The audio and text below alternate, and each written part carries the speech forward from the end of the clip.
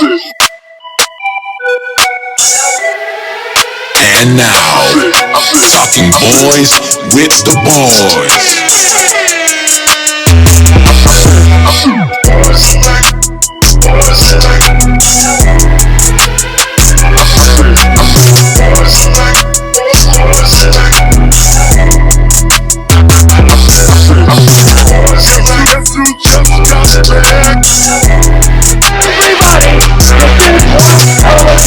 And the only thing else I gotta say is, how about this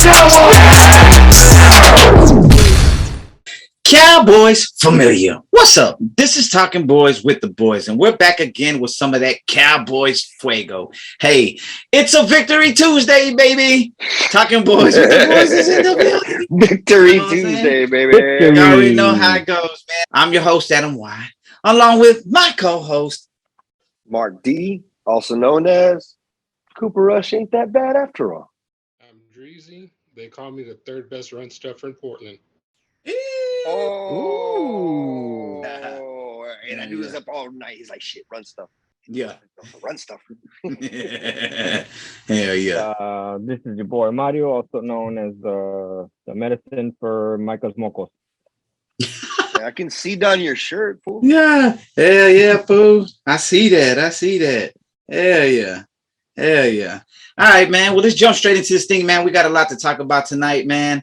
Shout out to the boy Philip Shoy. That dude was in the house earlier, man. We came down. We had a little lunch. Him and his old lady came to the crib, man. We kicked it. He's on his way back to Houston. Then he'll be traveling back to Dallas this weekend for a little Commanders versus the Cowboys, man. So that's gonna be a whole lot of fun for the guy, man. But shout out to Philip, man. But let's jump straight into this thing, man. Since we got a lot of stuff to talk about, a lot of observations about this game, I'm just gonna jump right into it, fellas. I want to know, what's the worst boneheaded play of the night? The 31 with 6:05 left in the game, and we pass it instead of run it, knowing that the run game was working, man. Because the run game was definitely working, dog. It was, I think Zeke and Pollard together ran for 179 on the ground, something like that. So the run game was definitely working, man. Was that the boneheaded play of the night, or was CeeDee Lamb's drop that could have and should have put a dagger early in this game and put this game on his back? Was that the boneheaded play of the game? Let me go real quick. I 100% think it's CeeDee. I know what he did to atone for his mistake, but that drop by our number one receiver, and he wants to, and Cowboy Nation wants to call him top 10 in the league. Yeah, you cannot drop that. And I know guys are gonna be like, well, Devontae drops and Tyreek drops. No, dog. Yeah, CeeDee Lamb has had a problem with these fucking drops. Yeah, and if he wants to be looked at as one of the best receivers in the league, you cannot drop that pass. That touchdown, and it would have been a touchdown for sure. Yeah, it would put us at 13-3. First half, I know there's a whole second half to play. Yeah, but the way our defense was playing, a 10-point lead at that point, the defense would just pin its ears back and just attack Jones the rest of the game. So that right there, that drop, which he laughed off and goes like that, which whatever. I think it was shamefaced, to be honest, man. I think that was but it's just come on, dog. Like, you gotta fucking catch that. Yeah, they get over what's the word, man? They overreact with, why is he fucking smiling? Was he smiling? I think that's shamefaced, man, because he knew he had the ball. You know what I mean? And some people I've done that before, man. I had that same what he did, like I said, open court. Yeah, nobody there. Go up, cock that bitch back, and blink right into the stand. Yeah. And I understand what he did to make up for it. All respect for that. All respect for that fourth down catch and the touchdown catch. But you cannot drop that pass. Yeah. If you're as good as CeeDee Lamb is, you just can't. I got you. No, you're right, and I completely agree with you on that, Andres, man. And you know me, man. If you go back, I got some of my own receipts on Twitter from that moment. Yep. And but I also think that moment, my jury's out right now. I'm still waiting on my jury for CeeDee, because if you'd asked me the same question about the halftime, I'm already annihilating him, looking for a first-round wide receiver to try to replace him with. Yeah. Okay. Yeah. Because if he didn't redeem himself, right, Mark? Well, man, about being completely truthful with myself, that was so disappointing to me because it was deflating. I mean, you got our backup quarterback in there that threw one of the best deep balls that I'd seen in 4 or 5 games, including that. I mean, that was a nice deep ball right there, man. In stride. I mean, he comes right into his chest. I think, honestly, a lot of that, though, and a lot of our anger geared at CD is well-founded over the first couple games. I'm not defending the dude. But I think in this game, we still got to remember, look, I said it in the tweet as well. Michael Gallup can make that catch CD did, right? Yeah. But that doesn't mean Michael Gallup's not special. That's right. I don't know, man. It's kind of, jury for me is kind of out on CD. I'm disappointed. I'm angry. There's certain shit that I'm just, devastated with in certain aspects. But also, if you go a game back, I was getting on Cooper Rush for not putting the ball where it's supposed to be and letting CD walk under it for a touchdown. That's right. Yeah. So boneheaded play, Mario. Well, for me, it's CD and that drop, right? But before I go all in on CD, let me take it to the other side a little bit and defend that 3rd and 1 play.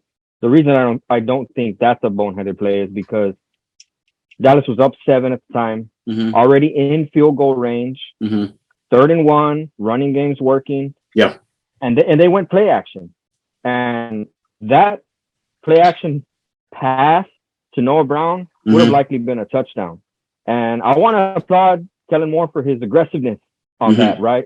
So they were in a spot where they knew they were going to go up 2 scores anyway, and he went for the kill. And I really admire that, from Kellen Moore.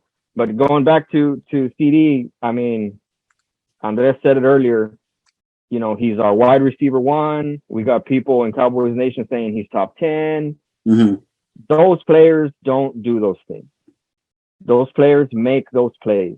And they said on the broadcast last night, the easy plays are the hard ones to make, and the hard plays are the easy ones to make for the playmakers, right? Absolutely. Which he redeemed himself later on in the 4th quarter with that handed catch in the corner of the end zone. But we were playing the Giants, and they were probably the fakest 2-0 team that has ever been, right? Yeah. In the past few years. Yeah. So, I mean, what if this is, the Rams on down the road?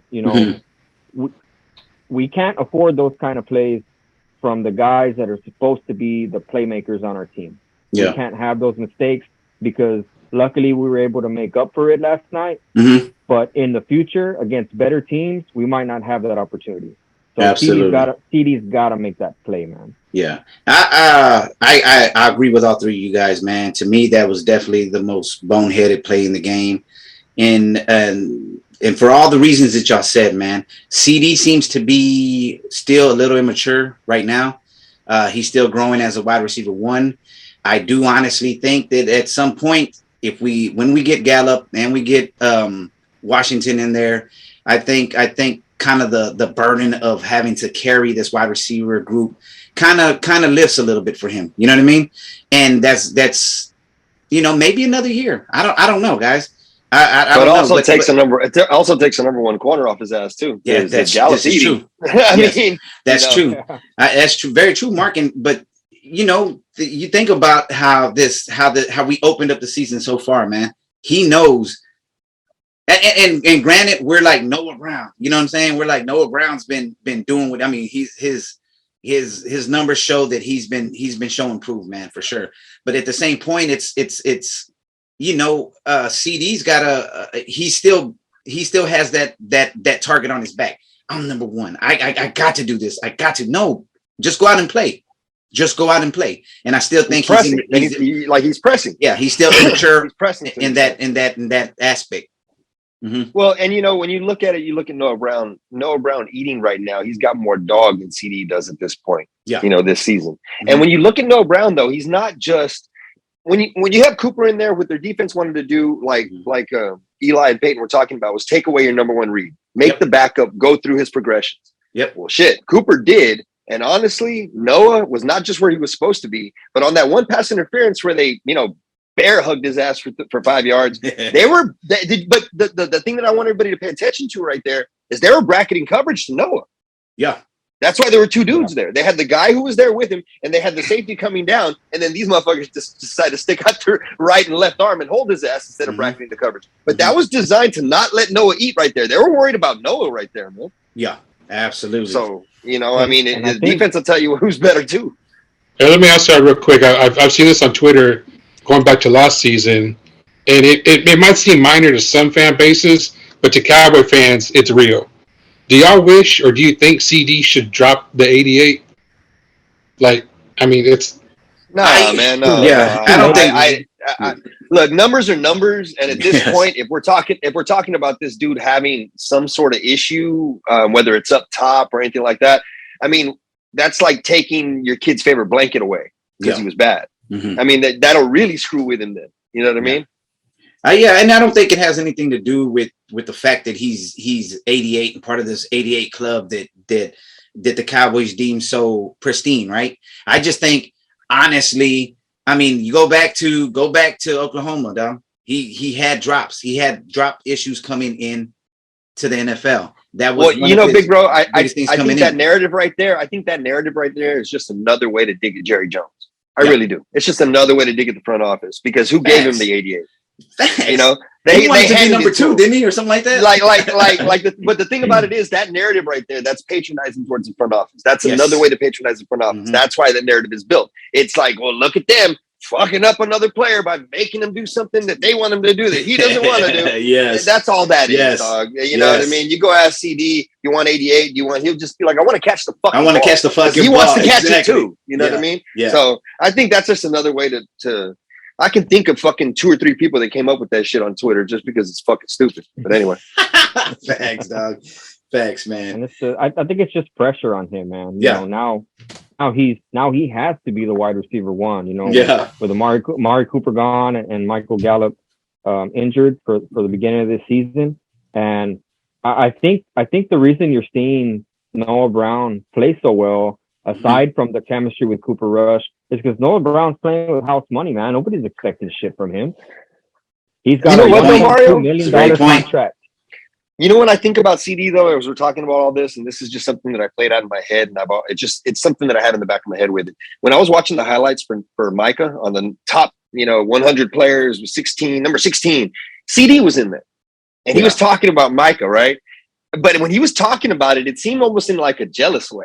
In the sense, the way he was saying it, Micah's fast. I mean, we're going as Micah goes. I mean, shit, y'all go interview Micah. Is almost kind of what it seemed like. Yeah. And I'm not saying he's in a sense like talking down on Micah. I just think that he's kind of fed up with a lot of the stuff, and it's fucking with it. I really do. Because even in that interview, he stumbled on his words when they're talking about somebody that's progressing, and he's like, "Wait, I'm in the 80s or 90s, right?" Yeah. Yeah. Facts, man. Facts. And going back to the question Dreezy asked about the number, I think it's too late, Dreezy. And I know there's a narrative out there that the Jones forced it on him, and maybe that's true. That's the story that we heard from the beginning, right? Like he wanted number 10 when he came into the league. Yeah. Right. When they're like, no, first round pick, you got to take 88, and then so we have that story. Like, okay, they kind of forced it on him. He didn't want it. And then if you listen last night, part of the broadcast, they were doing interviews for the 88 club, right? And he came out and said, yeah, well, I kind of had to ask permission for 88, and I had to ask Drew Pearson if I could have it. I had to ask Michael Irvin. So when did that change? When did that story change? But to me, it's too late, man. Like he's got 88. He's got to keep it. Taking it away from him or him giving it up is almost like an admission of guilt. If he was going to do it, he would have done it this past offseason when a lot of players changed their numbers. That would have been, and some people would have noticed and talked shit, but then a lot of players changed their numbers. So no, you're right. It is too late now, but it would have been the time to do it this past offseason. Yeah, I agree. Yeah, no, I agree with it all, man, and. Yeah, I mean, like Mark just said, man, It doesn't fucking matter the jersey number. You know what I'm saying? Just the kid wants to go out there and play at a high level, and that's what he should do. Being 17th overall pick, right? So I mean, it shouldn't come just because you have the number 88. That shouldn't have a stigma attached to it, right? Like you shouldn't have to go out there and be wide receiver 1 because you were the 17th overall pick. You or because you have the 88, you should be out there balling because you were the 17th overall pick. You know, and I'm glad you said immature because that's also a word that I've seen thrown around a lot. Yeah. And whether it's fair or not, I don't know. I'm just saying it's out there. Like you can see, you can find anything if you look hard enough. And there are people saying that CD might be immature still, not really ready to be that true dog number 1 receiver that we need to be. Yeah.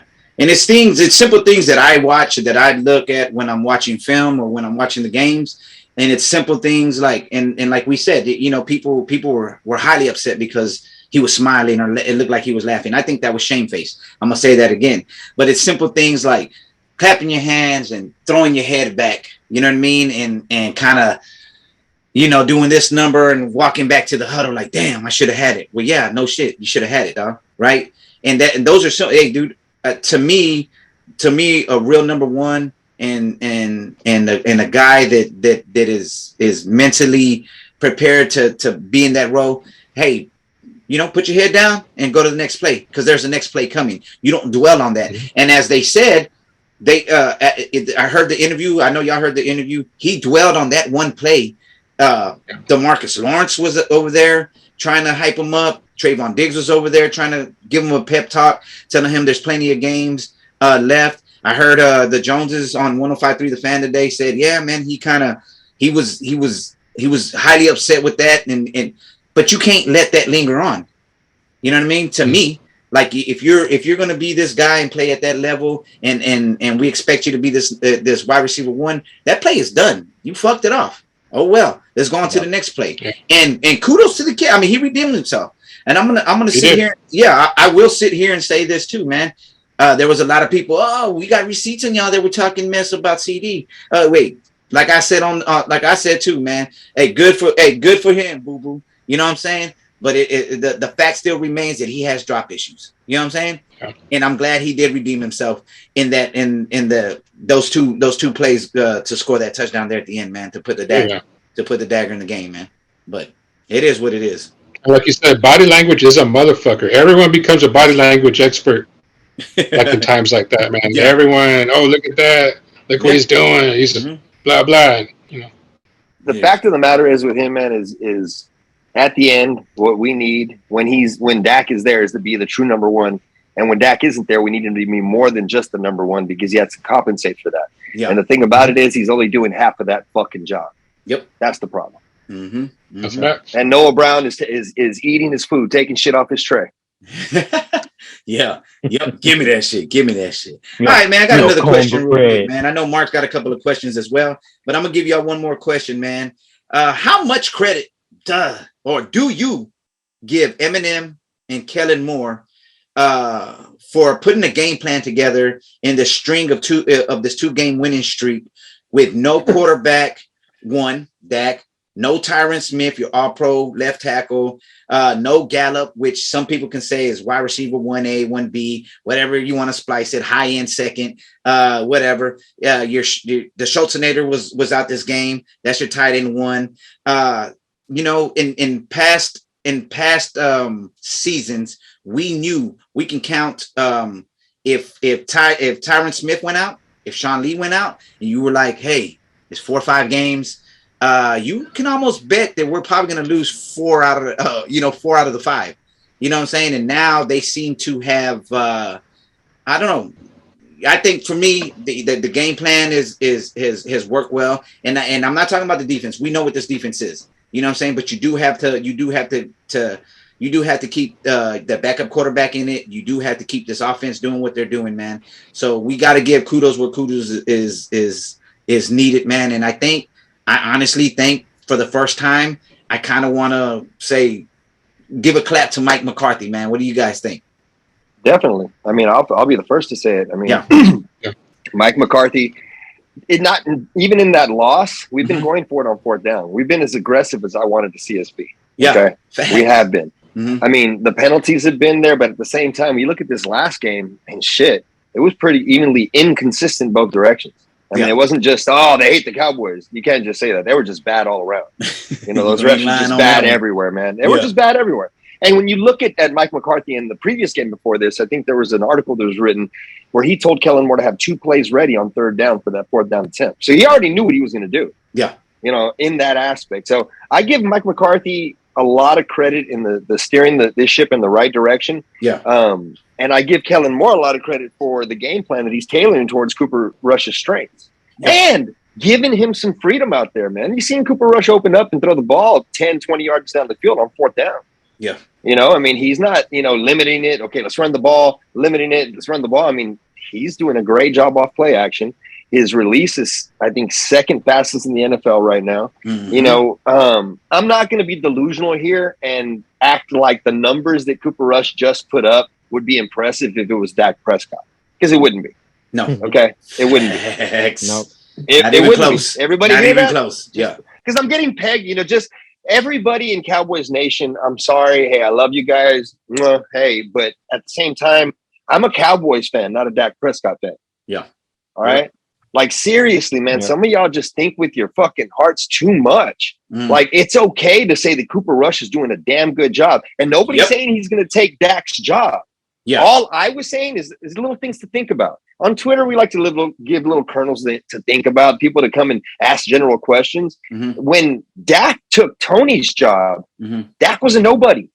Yeah. Dak was fighting Jamil Flowers. Or Showers, right? Showers. Jamil Showers. See, I didn't know the motherfucker's name. I seen Showers for playing time. Showers, he was fighting Jamil Showers for playing time. He wasn't even good during practice, from what everybody said.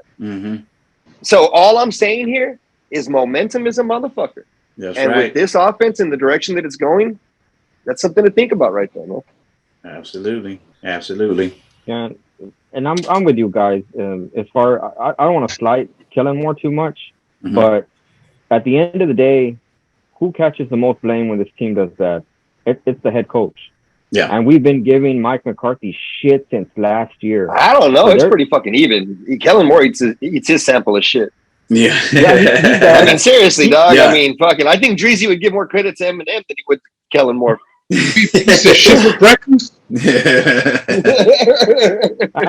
and we do, you know, but at the end of the day, it comes down to the head coach. Yeah. And so if I'm gonna give more credits today to Mike McCarthy than I am to Kellen Moore. Yeah. And that's because of the little chatter that we're hearing. You know, he's getting more involved with the game plan. He's getting more involved with the offense during the game. See, I'm not going that far, Mario. I'm giving him I'm giving watermelon credit. I'm not going that far, dog, because I still remember when he was in Green Bay and he never ran the ball for shit. And we're power running this bitch right now. It changed, and I give him credit because this team is different. You can feel it. It has shifted, and what has changed? You know, Kellen Moore's been here since 2017, and we haven't seen what we're seeing. You know, the type of offense that we're running. So I think Mike McCarthy, with all the chatter about Sean Payton and all this stuff, and we talked about this, he's finally just said, like, fuck it. Like, if I'm going to go down, I'm going to go down with the ship. I'm going to go down my way. And I think he's finally, you know, stepping on Kellen Moore's toes a little bit and giving his input instead of just backing off and, well, it's Kellen Moore's offense, because, you know, he wouldn't say it, but, you know, Kellen Moore is being groomed exactly the way that Jason Garrett was being groomed before. You know, the Jones love Jason Garrett, the Jones love Kellen Moore, and I think Mike McCarthy, instead of taking a step back, he's gotten chippy since this season started. You know, he's been throwing out his little comments in the press conferences and stuff like that. So I really do think, you know, aside from the dominance of the defense and what Dan Quinn's doing, the change on offense, I think that's coming from Mike McCarthy, and I think Kellen Moore needed that guidance, and I don't think he's getting it before. I think Mike McCarthy really was just hands off, like they were saying that he was. So when the backup quarterback comes in, Mike McCarthy decides to be hands on. I don't know about that, dog. I really don't. And as far as not running the ball this well since Kellen Moore's been here, dude, we've averaged 200 yards a game last year for 4 games in a row. Yes, we have. I don't mean the really running game specifically. That's what you said. I mean the running game specifically. I'm talking about what I like is aggressiveness, and you said it yourself. Everybody's been asking for Tony Pollard to get the ball, and he's been getting the shit out of the fucking ball. We went for it on 4th down. We haven't even mentioned that. And this week. Dude, I really do. I don't think that now that Cooper Rush is at the helm, Mike McCarthy said, all right, let me saddle up and try to help this guy out. I really don't, man. I don't put that much faith in Mike McCarthy. I give him a good credit on the fact that we are going for it on 4th. It looks like he's steering the ship in the right direction. But if we lost these last 2 games, let's say by 1 or 2 points, we're not saying these things right now.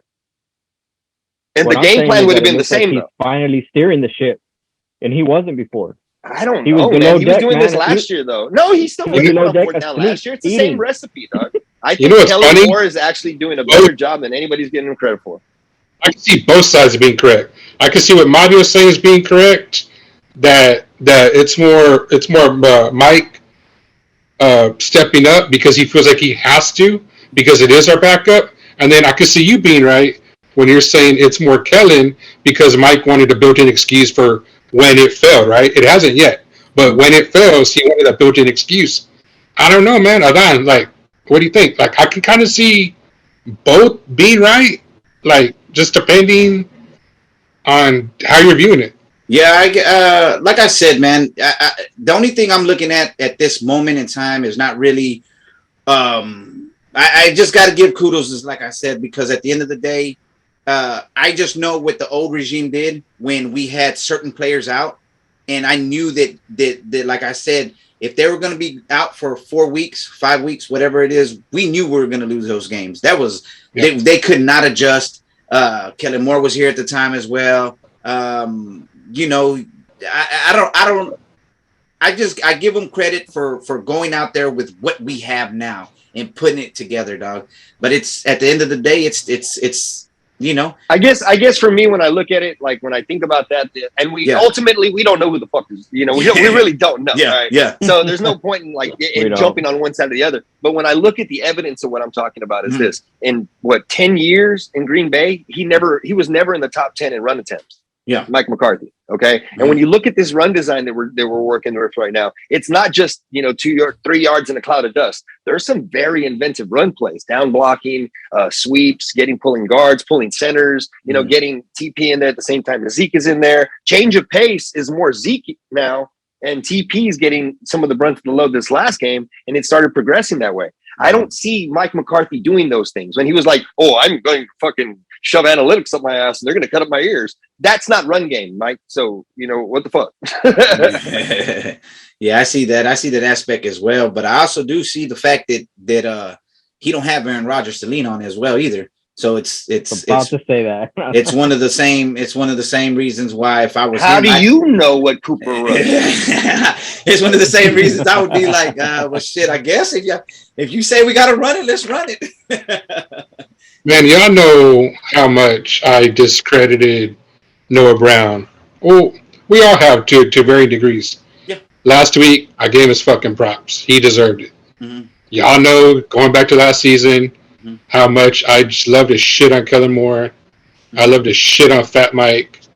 You sound like one of those girls that the Moravians take out, man, and pay money to get shit on.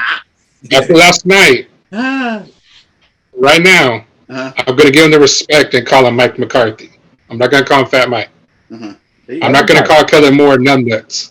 I'm going to call him Kellen Moore. Okay. Because after last night, game plan, hey, I'll fucking admit, they deserve it, man. Because even, let's just say we didn't win, that wasn't going to be on Cooper Rush. That wasn't going to be on a flawed game plan.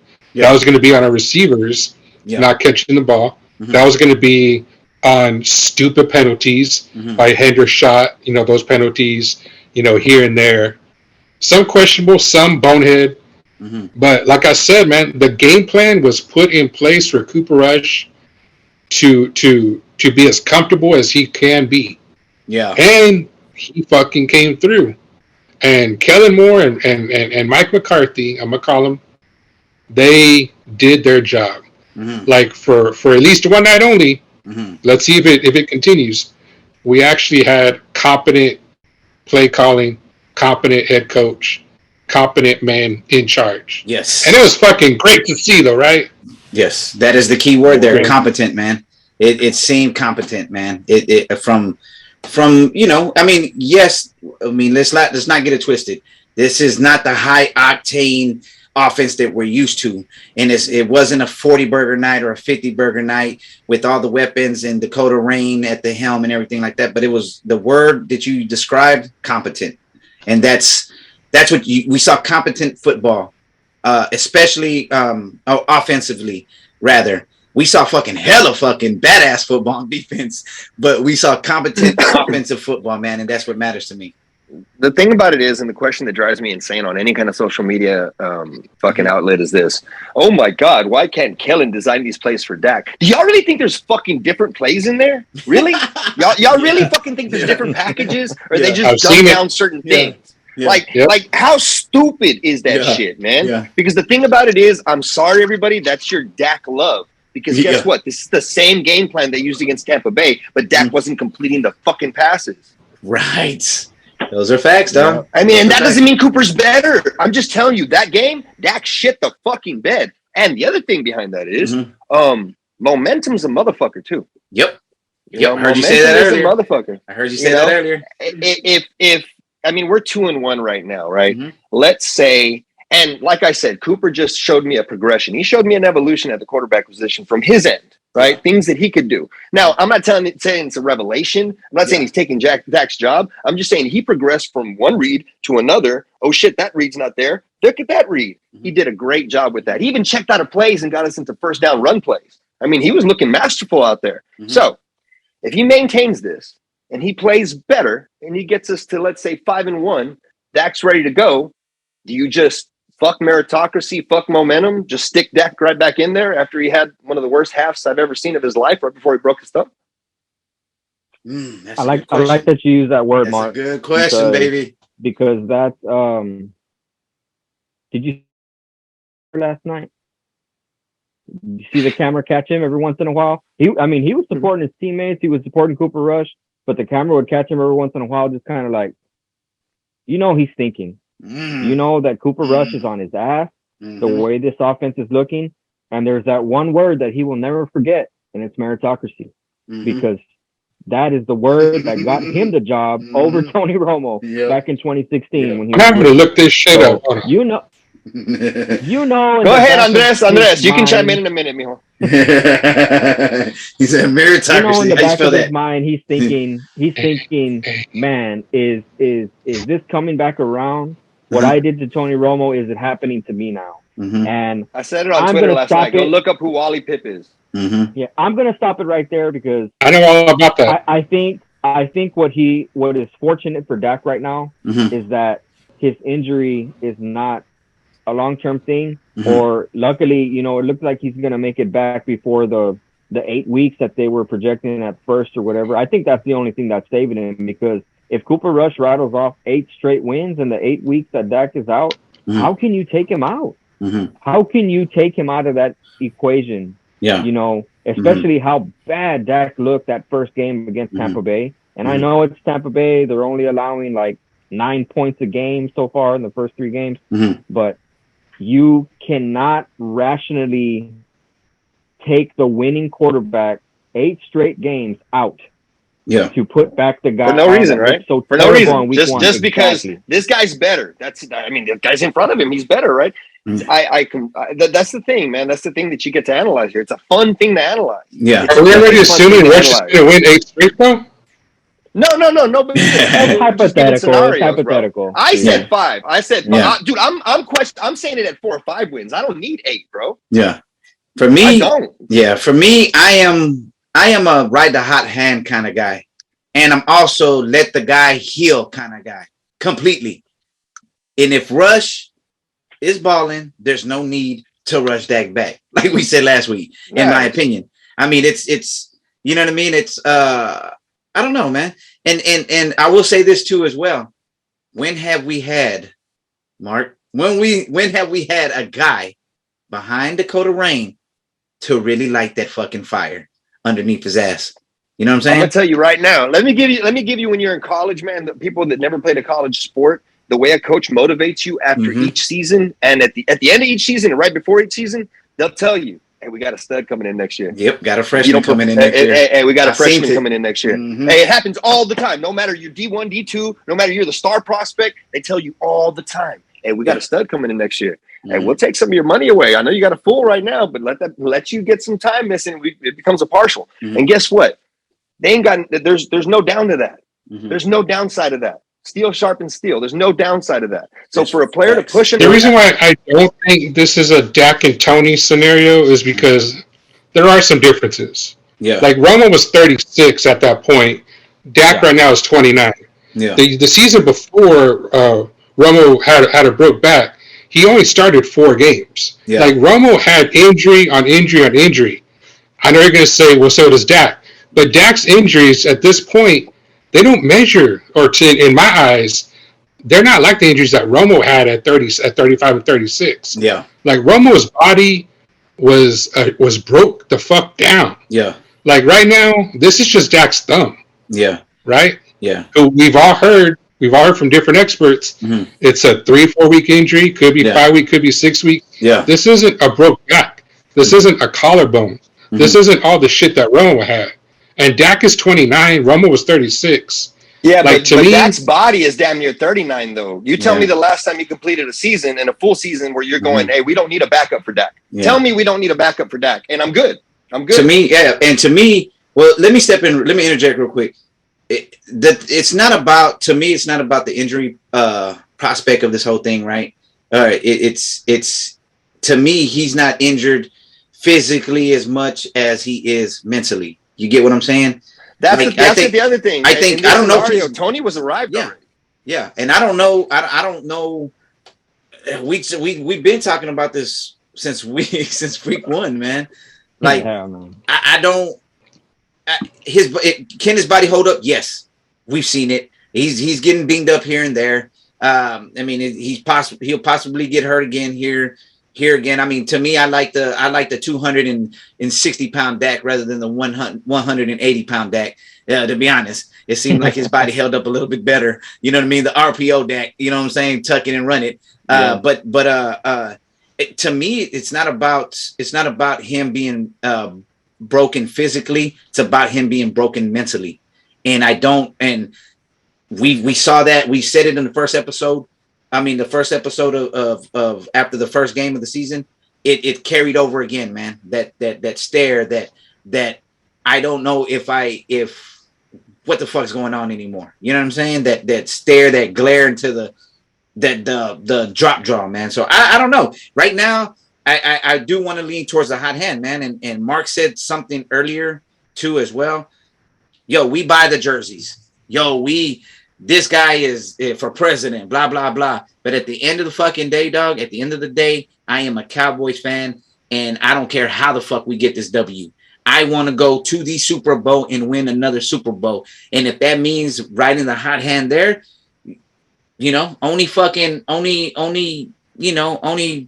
goddamn complainers and haters at that point would still be saying, hey, oh man, you know, hey, I know they gave me a 12-inch dick. I wish I had a fucking 14-inch dick. Hey, you know what? I don't hear the Eagles complaining. We would have the 14 though. I don't hear the Eagles trying to turn in their Super Bowl with Foles. No, they don't. They're not. Mm-mm. I mean, you know, riding that motherfucker. But the reason behind it with this also is I think we romanticize about this, man. We really do. We forgot that half of fucking Cowboys Nation, or 75% of Cowboys Nation, and 100% of this show was pissed off at Dak after the first game. Yeah. I'm sitting there going, so do we tank, go 0-17 and look at the prospects next year, or what? Yeah. Mm-hmm. You know, we were pissed off. And I think with these situations, nobody ever expects these things to happen, right? Like, remember when Drew Bledsoe got the shit knocked out of him and nobody expected Tom Brady to come in and never give him the job back? Mm-hmm. What if this is one of these situations? And they're very similar because the Patriots had a dominant defense that season. Yeah. And Brady he wasn't the Brady he is now. He wasn't throwing for 350 yards and 4 touchdowns. You go look at his stat lines from that 2001 season, and he was throwing for what Cooper Rush is doing right now. 190, 215, 1 touchdown. But what was he doing? He was taking care of the football. He had a strong running game, and he had a strong defense. And that's exactly what we're looking at right now. So we cannot rule out that Cooper Rush might not give the job back. Yeah. We don't know that.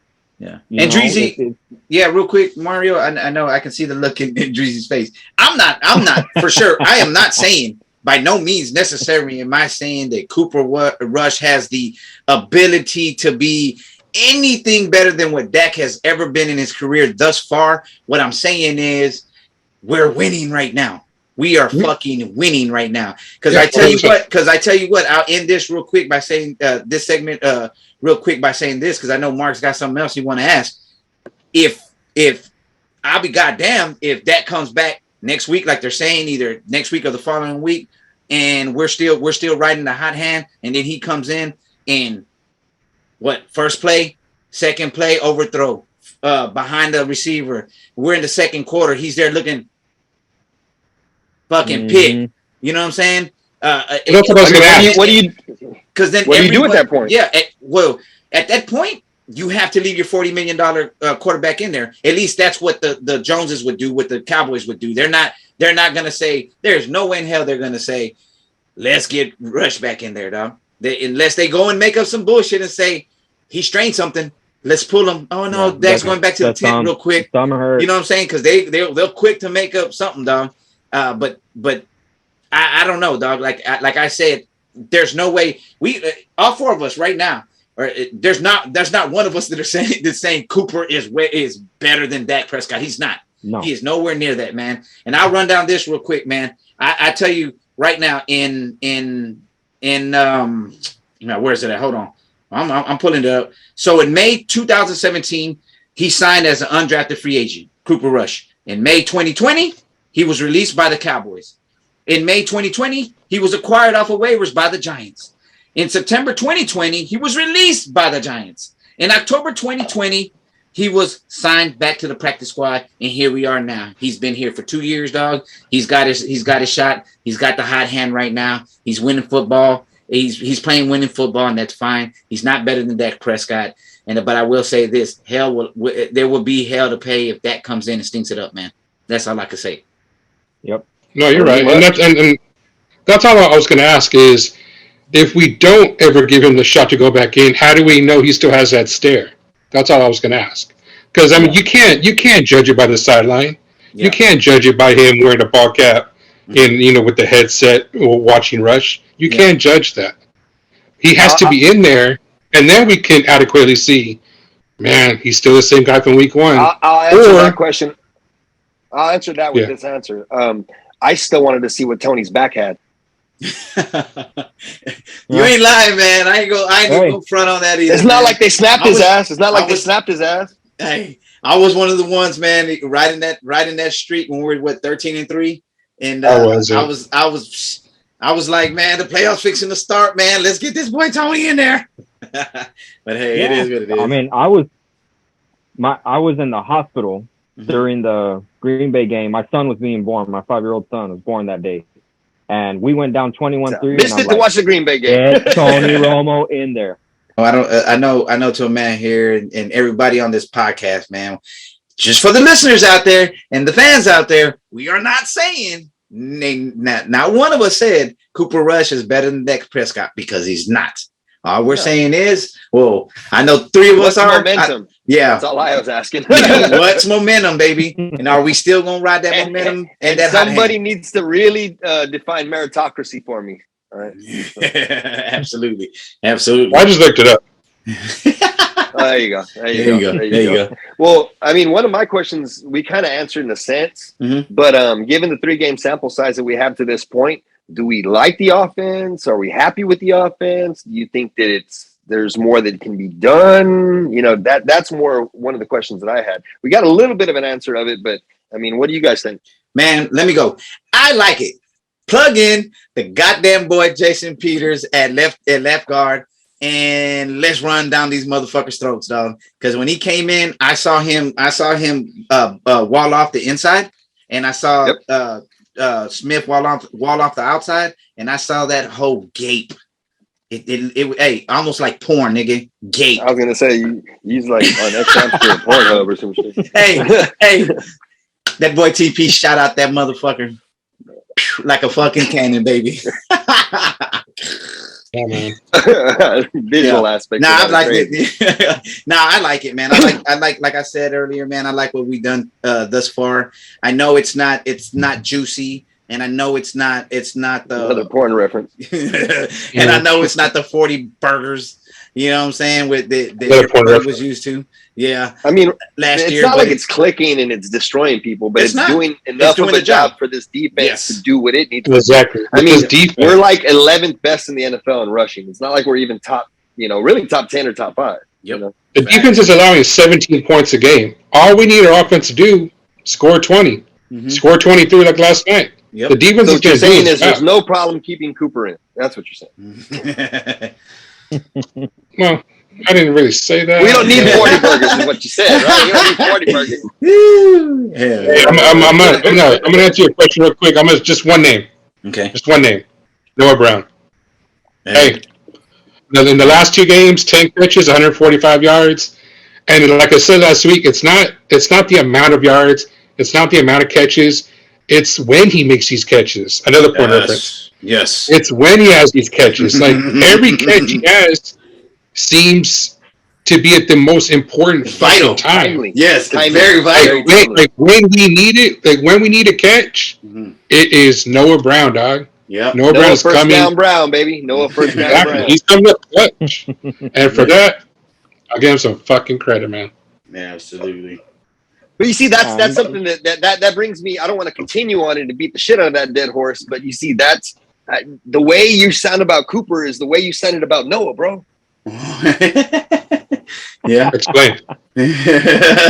I'm just saying, like Noah fucking Brown, right? Yeah. Cooper fucking Rush is kind of what it sounds like to me right now. You know what I'm saying? Yeah. We don't know. I mean, to a man, it's a great thing to wonder, isn't it? It's a great thing to wonder. I fucking love it. Some people got Cooper Rush up their ass and be like, oh my God, he's threatening my boy Dak. Fucking enjoy it. Enjoy this, man. I am enjoying it. No, I am. It's lighting the fire under Dak's ass. You know? Yeah. Mario, like a lot of people don't mess with Dak. Yeah. Don't mess with Mario. Not you, Dreezy. Not you. Yeah. Let me ask Mario this real quick, man. Speaking on that offense, like you said, where do we go from here? Let's just say Dak does come back. Do we believe Noah Brown is going to be as targeted? I have this nightmare of this production just falling the fuck off.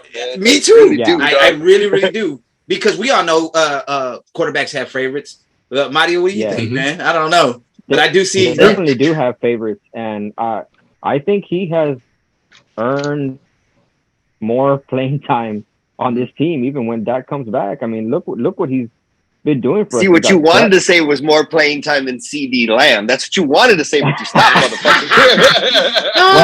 You stopped, motherfucker. I saw it. I read it on the brain, dog. That wouldn't be right anyway, because Lamb's not coming off the field. Yeah. So he's probably going to be our wide receiver 3 when Gallup comes back, and he's earned that. He's making plays. We talked about this last week about the change in his body, right? The drop in the weight, more lean muscle, because he actually can be a receiver after 6 years in the NFL. He can actually play the position that he is and not just be a blocker.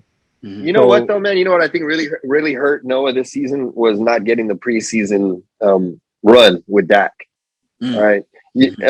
Just because he doesn't really have that timing with Dak. You see the timing with Cooper Rush because these motherfuckers were on the practice squad together for a little bit. You know what I mean? Yeah. You see the timing with Cooper, but you don't see it so much with Dak. And I think when Dak comes back, I think that he's going to want to look, man, as an athlete, you revert to what's solid and what you know sometimes when you're coming back from an injury. And one of the things he knows is shit. I can throw it out there somewhere to CD. I don't think I can throw it out there somewhere to Noah.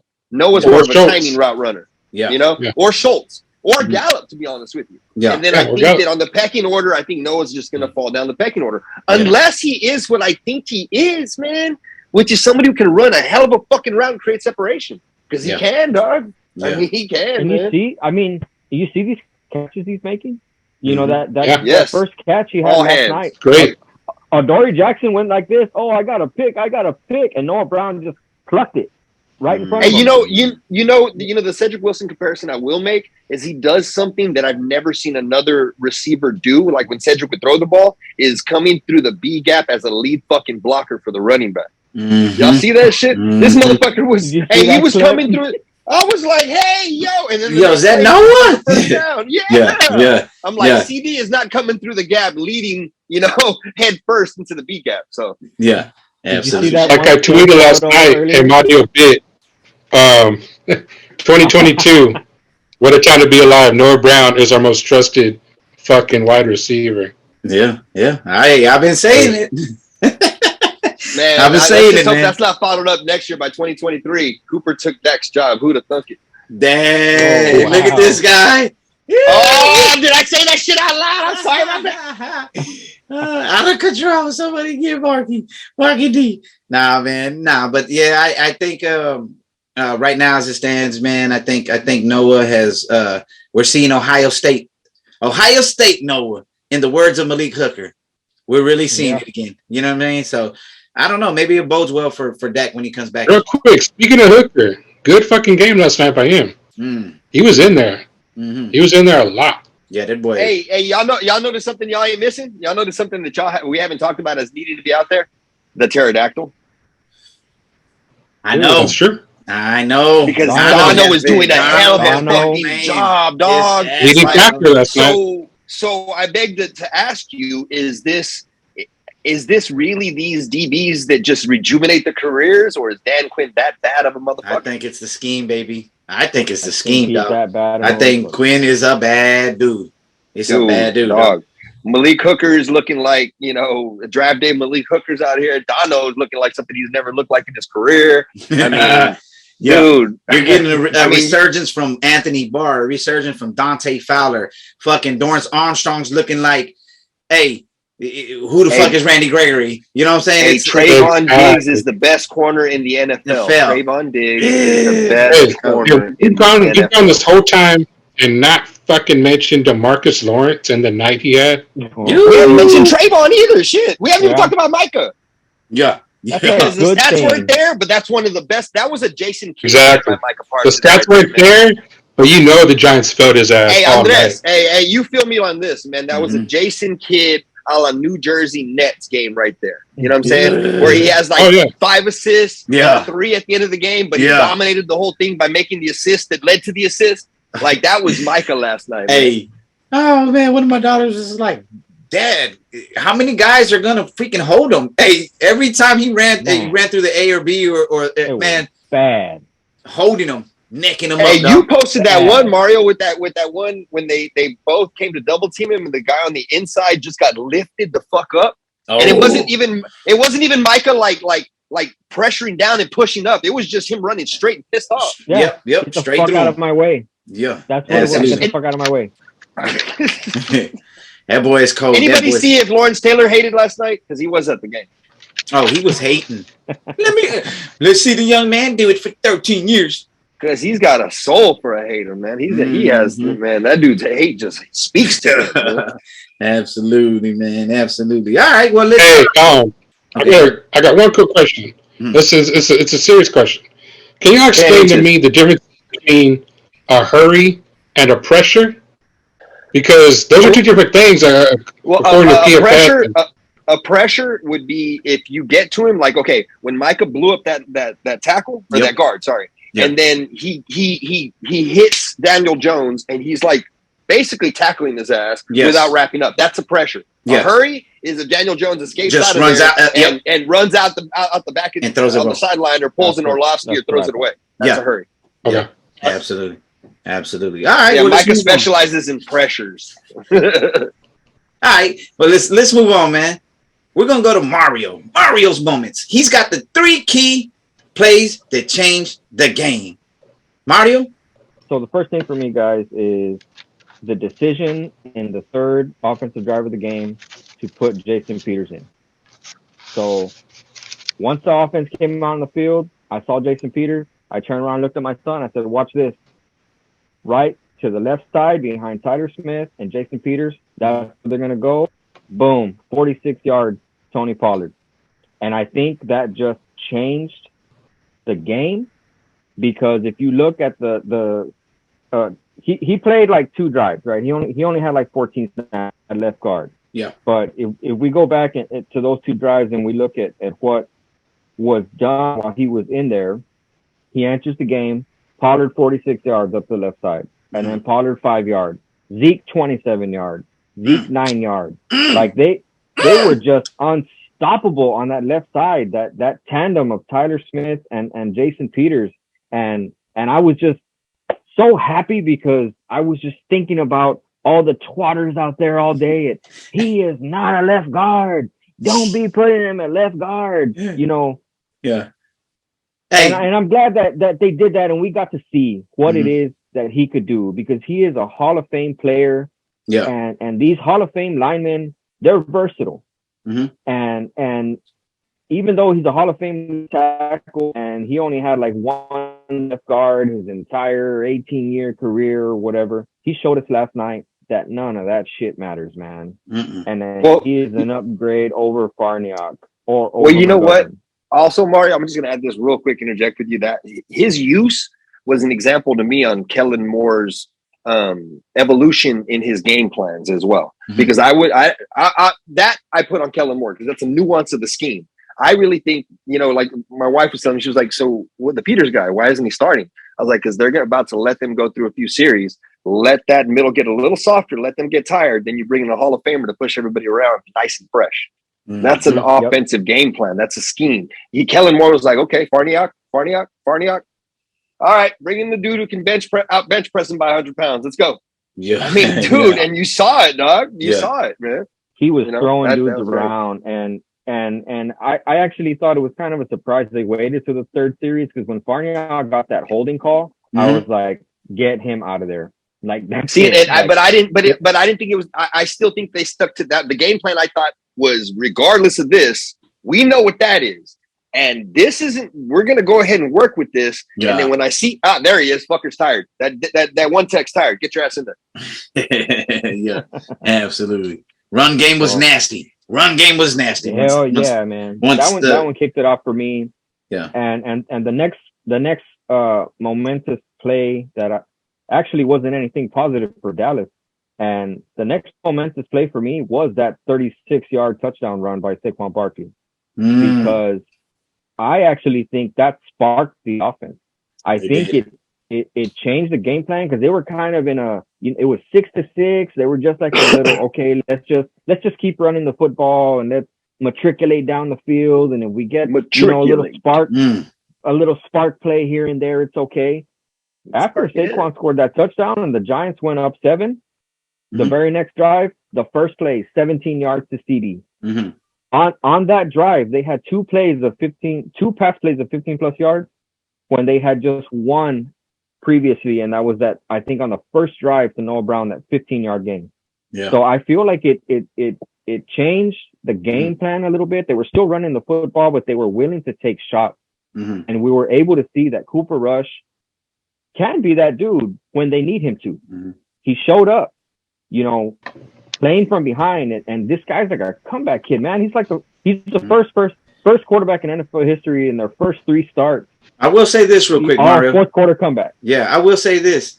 I've never seen the momentum swing that fast in a game. It blew my mind, because I tell you what, once Barkley, like you said, once he scored, my heart just said, fuck.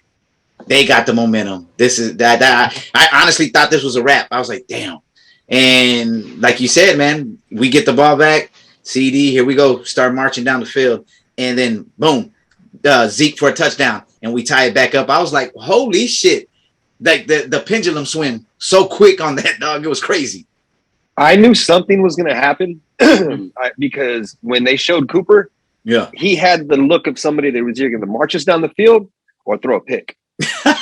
He was like, either way, goddammit, I'm coming in there. Cooper did not look like Week4. Cooper looked like, all right, let's go. I know what I got to do here. And then with a backup quarterback, sometimes that shit can turn into fuck it. Yep. Oh yeah. All right. So that's the other reason, man. I mean, you look at Cooper, dog. You got to give him some motherfucking credit here, guys. Yeah. You really do, man. The dude's doing a good job, man. Yeah. And previous to that touchdown drive to knot it up at 13, they had 3 scoreless drives in a row, including 2 3-and-out. Yep. So a switch. You know what though? Hey man, but that shit, I fucking loved that game though last night. You know that? Like I wasn't sitting there fucking bored and going, oh my God, we're not scoring. Like that reminded me, this is a little hyperbolic, but that reminded me kind of like those Steelers and Ravens games from a few years back when everybody's just knocking the shit out of each other a little bit. You know what I'm saying? I mean, because Doug, their defense is not fucking horrible. All right, no, I mean it's okay. No means. All right, I mean we're lucky. Leonard Williams wasn't out there. Yep, right? Yep. Seriously, but that was fun to me, man. Just watching dudes hit each other, not like each other, fight after the game, even into the credits. These dudes are still talking shit to each other. Like I enjoyed that, man. Some people like the 40, 30-point games, all these running up the scores. I mean, everybody on this show is around the same age. We all enjoy the, run game. Slobber knockers. At each other football, man. Yeah. Slobber knockers. Man. It wasn't boring by any means, man. And my selfishness. Those games where a 7-point lead can feel like a 20-point lead. Yes, that's why I told my girlfriend. I told my girlfriend after that Barkley touchdown, I said, I know it's late third, but if we don't score in this drive, I said, it doesn't look good. Yeah. I know it's a whole other quarter to go. You're right, because when we went up at 10, I swear to God, we were up by 31 the way I felt. Yes, dude. Dude. I'm sitting there happy and shit. So I was like, what are you doing? Look how much time's left. I was like, yeah, what the fuck am I doing? What the fuck am I doing? But I'm telling y'all, man, my selfishness, fellas, I was like, okay, well, let's go score because I want the defense to come back in because I want to watch them fucking bully these motherfuckers some more, dog. Yeah. Like I was just I don't know why I wanted to just see this defense play, dog. Like you can tell a player is great when they're trying to keep him off the field.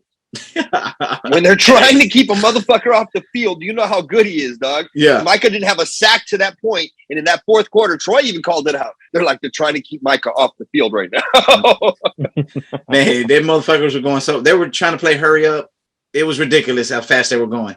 I've never seen a team, and other teams can kind of replicate that if they want to, but it just comes to show you his presence allowed the rest of the team to fucking eat. Hey man, I don't mean to be like get off my lawn guy and trying to go old school football, but dude, it is ridiculous when you watch Micah Parsons play. Everybody, man. And then when they're talking about him and you're sitting there, we take it for granted too. You're like, well, that's right. We got a fucking linebacker that runs a 4.3. Yes, like the fastest dude on the field is our linebacker. Ridiculous.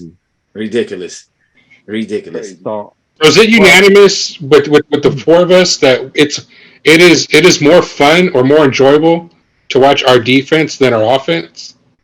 Yeah. Yes. Yes, man. Yes. Hey, I enjoyed watching Daniel Jones run around and getting knocked around last night.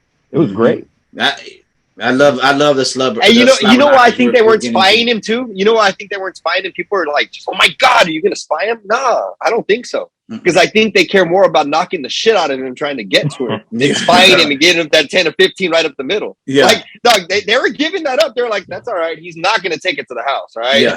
And then he's not going to threaten us down the field, guys. You know, because they never gave a spy to him, never dedicated a spy to him. We just play coverage and go, hey, you know what? You're going to wash Mike out once or twice, but here comes D-Law. Yep. And, hey, fucking Dorrance is better than Randy Gregory. Dorrance Armstrong is better than fucking Randy Gregory. Oh my God! Like, quit fooling yourselves with fucking data, man. That's right. Does Dorrance have the same athleticism as Randy? No. But I don't need that when he's that kind of dog. Yeah. I don't need that when he's going to show up that many times and not take a fucking puff off a sweet after a game. Dorrance, that's the dude. Yep. I don't need to pay somebody 50 million when I can pay a guy 5.2. You know what I'm saying? To block field goals and get sacks. And he does it repeatedly. And I did say it's not an aberration. Yeah, and I did say leading 14 sacks. It was 13 because of fucking Kelvin Joseph's face mask on Dorrance Armstrong's sack that they had to that they called back. So I was like, ah, shit. But yeah, it was 13, not 14. Everybody. That but man yeah. ain't gonna have a job next year. Oh my God. That dude ain't gonna have a job next year. He's relegated to special team duties right now, and he's fucking that up. Yeah, absolutely. All right, Mario. Was that your 3 key matchups of the game, man? Or 3 key moments? Mario's 3 key moments of the game? One more to go. And okay, let's go. Turpentine, baby. Turpentine. Devontae Turpin. We're up by 7. Under 9 minutes left. Defense forces a 3 and out. And they punt to Turpin. They don't punt away from him. And he almost breaks it for a touchdown. He gets a 28-yard return, setting us up at the Giants' 35-yard line. We are already in range. Now, the offense didn't go punch it in. Yeah. But they got a field goal from Brett Maher, made it a 2-score game with under 9 minutes left. So that was huge. Now you're forcing the Giants to they're down 2 scores. They got to hurry up. And we saw what's happening when they were trying to hurry up, man. And I think that's funny because I've never seen an offense hurry up so much and get nowhere. That's a good one. That's what's happening, man. Like, that's a good one. Man, they pay Galladay a lot of fucking. I was gonna bring that up, Mark. Nothing, dog. God damn. I was gonna say, look at his face. Galladay. Hey, dog, that dude right there. Yeah, man. Nah, dude. I need the ball. I need to be in there, and then he dropped it. Oh man, yeah, man. Hell yeah, dude. Man. Every time a punter, I'd say 1 out of 2 times when a punter makes a tackle, he saved a touchdown. Yeah. I mean, seriously, if you've made, if you look at a punter's tackles in his career, you can probably count each one of those as a touchdown. You know what I mean? Yeah. Yeah. Nah, he's so close. Turpin is so close, man. He's getting close every single He's going to break week, one, dog. He's going to break one. Fossil's got something special. Ready for him. Man. Yep. Man, I was like, Fossil ain't even come out his bag yet. Fossil just letting everybody think that he's just going to keep letting Turpin just run. Watch what's going to happen here soon, man. You know, Fossil's nuts. Y'all know Fossil is nuts. Yep. There's gonna be some type of blocking scheme that's gonna allow him to hit that fucking hole, and it's a wrap, dog. Watch, watch. They gonna act like CD's coming in there to take the punt. You're gonna not see Turpin somewhere. It's gonna be something weird. Something weird. Hell yeah. All right, well there you have it, man. Mario's moments of the game that changed the game. You know what I'm saying? Hell yeah. All right, fellas. Well, let's transition, man. Let's transition to week 4. The Commanders, they come to AT&T to face this baddest defense in the league, man. The baddest defense in the league, man. Yeah, man. Like you said, week 4, the Commanders are coming to Dallas, noon kickoff. Set your alarms. Commanders have lost their last 2 games by a combined 25 points, and they just gave up 9 sacks to the Eagles defense. We've all seen what the Cowboys defense can do. Imagine how many sacks that offensive line is going to give up to Micah and tanking them. Carson Wentz, we have a lot of history playing against him. Honestly, guys, with Daniel Jones, I know Carson Wentz's best is good when games in this league, but when's the last time we've really seen his best? It's been a while. Yeah, it's been a while. Definitely. That's definitely. Mario, what's your key It's been a while since I've seen Carson Wentz's best. It's been a while. I'll start with my offensive matchups. What I think is the weakest link on our offensive line, and I think we can all agree, is Tyler Biadasz, right? So he's been playing better past couple weeks, but I think that's been elevated by the guys around him. And he's going to face a tandem of defensive tackles that maybe I don't think he's seen yet in Daron Payne and Jonathan Allen. And Daron Payne is really playing lights out this season. He's got 2 sacks, 3 tackles for loss, 6 quarterback hits, and 2 batted balls in the first 3 weeks of the season. And then right next to him, his twin defensive tackle, Jonathan Allen, has a sack for himself, 3 tackles for loss, and 2 quarterback hits. Yeah. So if the Commanders defense coordinator is smart, he will try to line up one of these guys right over Biadasz every single play. Yeah. And try to shove him back into Cooper Rush's face, try to disrupt anything the Cowboys are trying to do through the A and B gaps. So Yeah. Biadasz is going to have to be on his A game. Go ahead, Mark. I'm not so worried about that matchup though, because I have a feeling that he's going to have two Hall of Famers on either side of him. Mm-hmm. You know, Peters on one side and Zach on the other. From that end, so I'm not too worried about the interior of this aspect. What I am interested in is just watching Carson Wentz. He usually, when you rush him, he likes to escape out of the pocket. He doesn't really step up and commit to throws, you know, that well, or as well as he used to. So that's the interesting part about this, because the majority of where we bring Micah, he rushes off the edge, but we delay blitz the shit out of him up the A and B guys. And that's where a lot of their softness is in their offensive line. So that's one of the matchups I'm looking. But I want to see Trayvon and Scary Terry over there. I mean, Washington Scary wants to get him back. Still, hey, they're still talking about how good this dude is. Still talking that shit. I don't play as much fantasy as I should to know if Scary Terry's good, because whenever he plays us, he sucks a cock. Facts. He's not even the best receiver on his own team right now, Mark. Suck a cock. Mario, man, I hate to inform you though about center Tyler Biadasz, but this is not the first time he's faced those guys. Actually, he's faced them quite a bit. So Deron Payne and Allen, they got something coming, in my opinion. I hope so. I hope so. Yeah, hell yeah. But let me just backdoor you real quick, man. I guess Mark just said one of the matchups I want to see again. That's that boy Trayvon and Scary Terry. I also want to. We're traveling, Trayvon. By the way, we're traveling. Yep. We're traveling. Mm-hmm. I don't think too highly of Samuels. Can he fuck up a game? Yeah, but I have that much faith in Anthony Brown. What? I have that much faith in Anthony Brown. Yeah, to handle his business against Curtis Samuel. So yeah, you know what? I might put Trayvon on Samuel. You know that? Oh, now you're thinking out the box. I mean, if y'all remember what he did last year, I mean, if I'm Trayvon, I'm chomping at the bit to get a piece of that dude, because he mossed my ass last year in the corner. Y'all don't remember? Was that Samuel? That was Samuel, wasn't it? That was I thought it was Samuel. I think it was him in a minute. It wasn't Samuel though.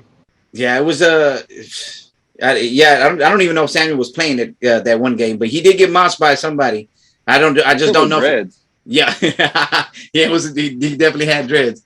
But yeah, I guess like I said, it would be Trey against Scary Terry. I want to see him go ahead and lock that boy up again. And I definitely, another matchup I want to see is it's not even really a matchup. I just want to see that boy Micah Iron Micah Parsons go out there and rig shop again, dog. You know what I'm saying? He's pissed off, man. He's frustrated. He's pissed off. Oh, facts. He's pissed off. Yep. I agree. He's mad because he didn't get a sack. Mm-hmm. Well, he's mad because in his mind, I don't think it's because of the sack. I think that he didn't have like an impact in his mind. You know what I mean? Yeah. Like in his mind, like, because that dudes like that, like, don't matter how many misses Kobe has, he only counts as makes. You know what I'm saying? Yeah. So. Hell yeah. Well, I tell you one matchup that's going to be a joy to see is Cosme. Cosme is a turnstile. That boy is getting beat left and right. That boy is, you know what I'm saying? So whoever's on Cosme, man, whether it be D-Law or Micah or Dorrance, or get him what I'm putting pop. Yep. Oh, sorry, that's Cosme. yeah, absolutely, man. So yeah, dude. But all right, man. So I think it was Cam Sims, Mark. Yep. Cam Sims. Okay, yeah. There you go. Yeah. There you go. He does have the dreads too, hanging out. Absolutely. He don't play for does he play for them anymore? I'm not sure. Does he play for himself? No. Yeah. Matter of fact, I think so. Let me see. I got the let me pull it up right now. I know we got sent this earlier. Let me see. Hold on. That catch was something serious last year. Yeah. Yep. Terry McLaurin, Cam Sims, Dotson, Dax Mines, Curtis Samuel, and Damani Brown. So yeah. It's nothing I'm too scared to see, but or go up against. But you never know, man. You never know. I think right now too, like I said, we'll see what happens. You know what I'm saying? So Definitely.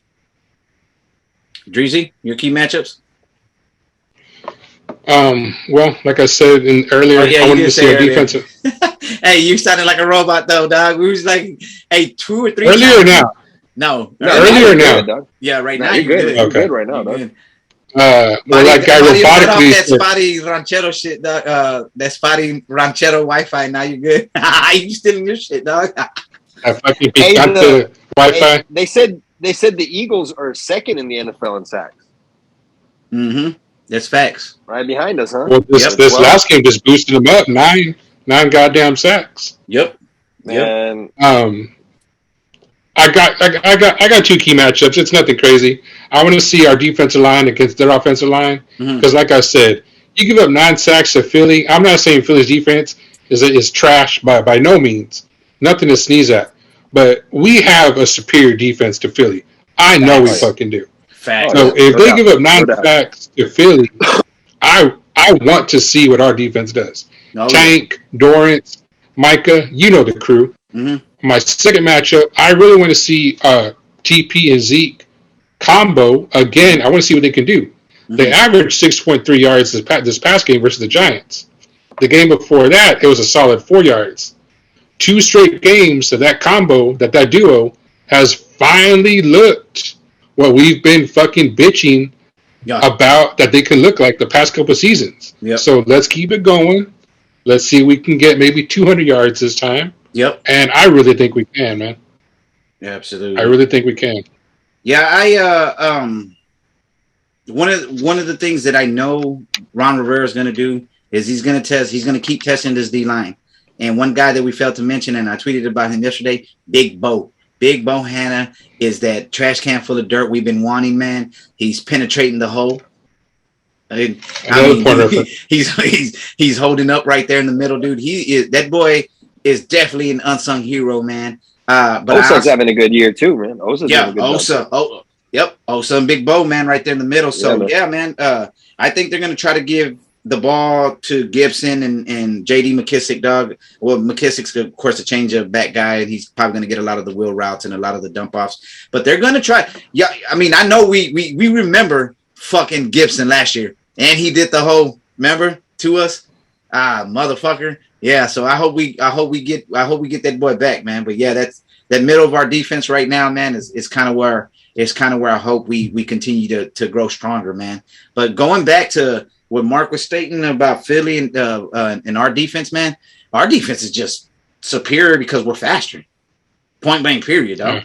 We are fucking super fast, man. So it's gonna be hella fun to watch them rush against this offensive line, man, of Washington's, because Washington, to me, still at this point right now, while we're heading into week 4, they don't have an identity, in my opinion. Like, I'm not really just, you know what I'm saying? I say I know Ron Rivera, and I know he's going to give the workload to McKissick and Gibson.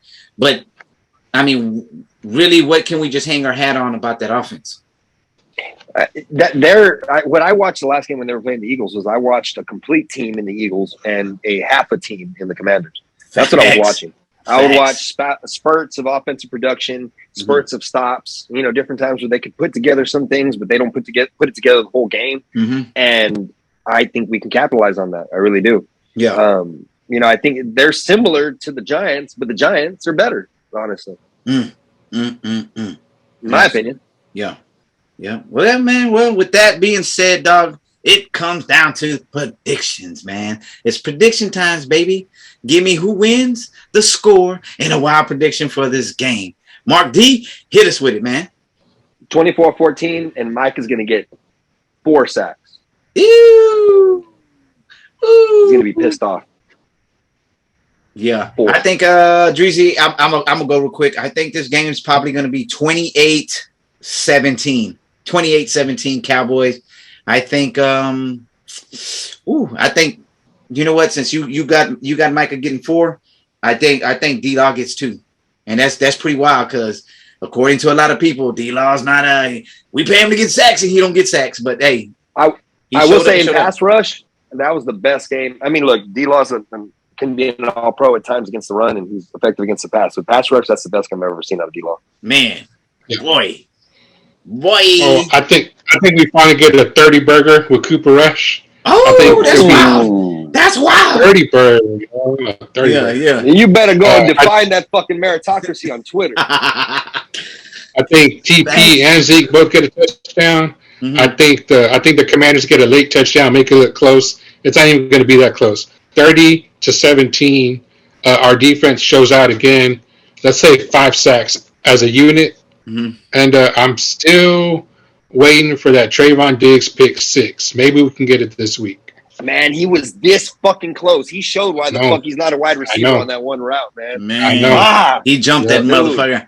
And man, I haven't seen the deficit to him. Hey, I hated that fucking the commentary after that, dude. This is why he's Buster or whatever. I'm like, shut the. What do you mean? He takes risks doing this. I was like, oh my god, dude. They created this whole narrative about Trayvon Diggs. He gave up the 3rd most yards, not the most. Like Twitter likes to. Twitter said 1,000. Twitter was like 1,000,000. 1,100. Gave it 1,000,000. No, 7. What was it? 760 or 790? Something like that. 790 or something like that. It was 7 something. But the thing also, when you look at him, he's not doing the same things he was doing before. I mean, Trayvon is the best corner in the NFL. Man. He's 3 games into the season, dude.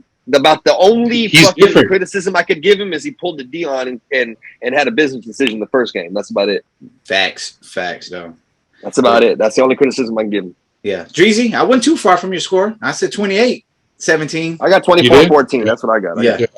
I'm going to give him a 30 burger. Uh-huh. And real quick, my boy Vicente Zamora, Mark, you know him? Mm-hmm. Die-hard Commanders fan. He's going to be up in Dallas at the game. I said, Doc, why are you going to drive all that way, spend all that money to fucking cry about your team losing? Mm-hmm. Makes no sense. So Vicente, I know you don't listen to us, but goddamn it, I'm going to be texting you during the game, man. Yeah. There you go. And there you have it, baby. That's been another episode of Talking Boys with the Boys, man. I'm Hop DeVille. Y'all already know where y'all can find me, man. I'm at Twitter talking that goddamn shit, dog. Hey, man, I was feeling really good Monday night, man. I might be feeling real good Sunday afternoon. They still ain't gonna answer. They still ain't gonna answer. And I'm Mark D at Mark D's Corner on Twitter. I mean, honestly, I just reverted to giving facts because I tried to get people to talk shit to me and nobody will bite. So.